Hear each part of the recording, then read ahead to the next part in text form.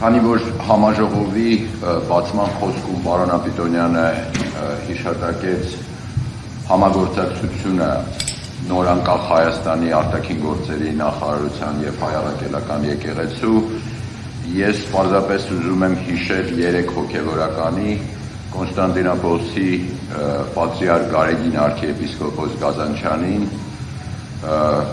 մյուս պատրիարքին Մեսրոպ arczepiskopos Մութաֆյանին եւ Երուսաղեմի պատրիարք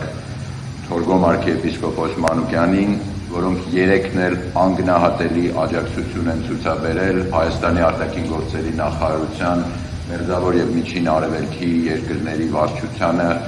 1991 թվականի վերջից մինչև մոտավորապես 10 տարի կարծում եմ։ Ընդ որում հաշվի արեք, որ Հայաստանը Թուրքիայի հետ չուներ դիվանագիտական հարաբերություններ եւ Իսրայելում էլ դեսպանություն չունեինք, բայց այս 3 հոգևորականը, ինչպես ասեցի, անգնահատելի աջակցություն են ցուցաբերել արտգործնախարարությանը եւ մեր վարչությանը, որտեղ մեզանից շատերը աշխատում էին։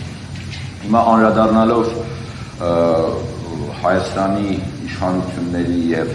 հայ առաքելական եկեղեցու հակամարտությանը եւ այն հետազոտությանը, որը նշեց պարոն Ապիտոնյանը, ուզում եմ սկզբից ձեր ուշադրությունը հրավիրել, որ յետխորհրդային տարածքում եւ շատ նախկին եվրոպական գաղութներում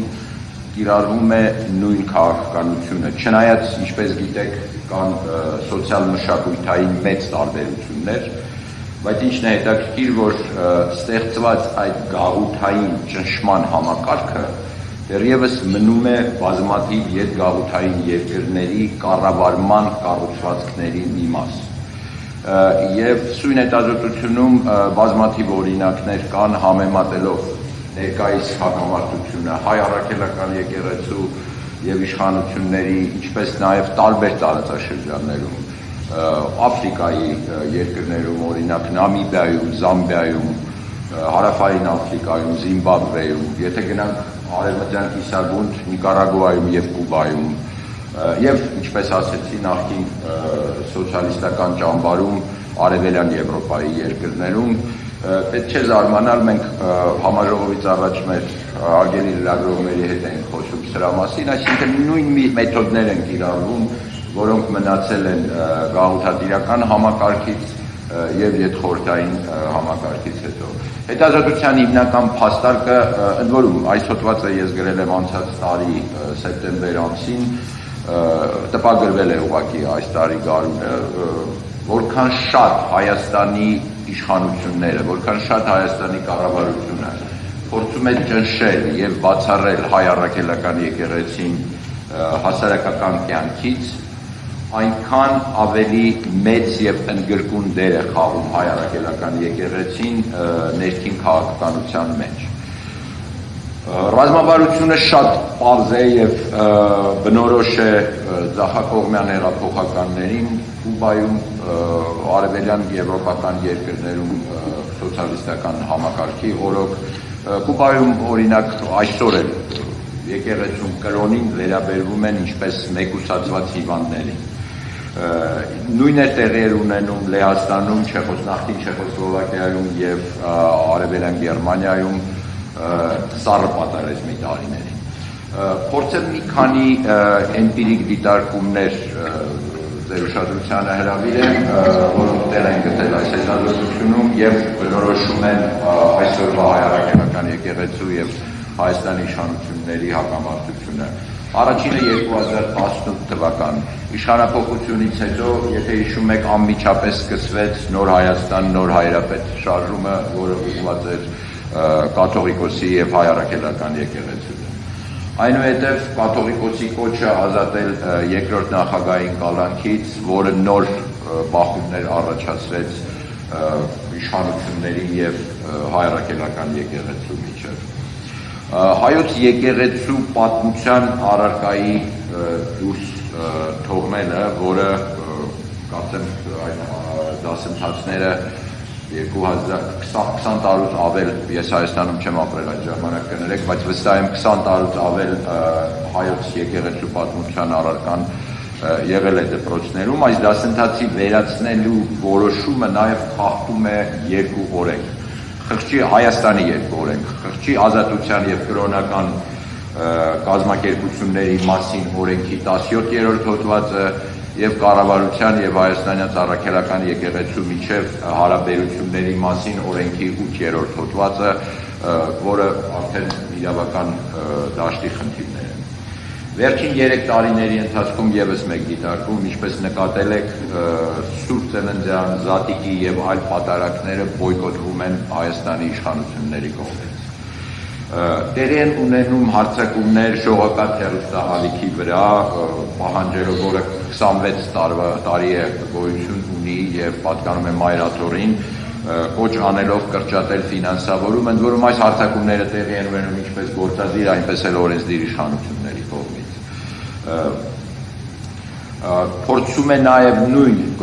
գործադիր եւ օրենսդիր իշխանությունը ավելի շատ հարկեր սահմանել եկեղեցու վրա, չնայած որ հայ առաքելական եկեղեցին հարկատու է եւ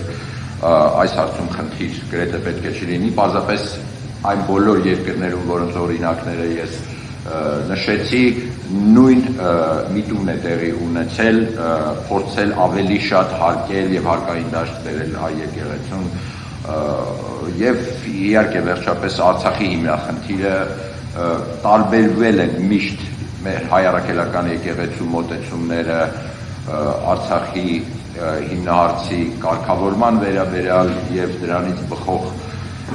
բոլոր այն խնդիրները բացարձակապես տարբեր դիրքորոշումներ են եղել եւ այդ եկեղեցու դիրքորոշումը բոլոր հանրային հայտարարություններում, ինչպես հոգեվոր խորհրդի, այնպես էլ կաթողիկոսի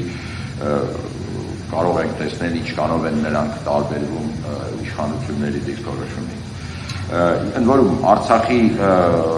հետ կապված, Արցախի հիմնահարցի հետ կապված խնդիրները առաջացրեցին նաև սրբազան պայքար շարժումը, որը ղեկավարվում է հոգևորականի կողմից, Բագրատ arczepiskopos Գալստանյանի կողմից, ինչի արդյունք էր սրբազան պայքարը, միակողմանի տարածքների զիջումների հետևանքով դա տեղի ունեցավ։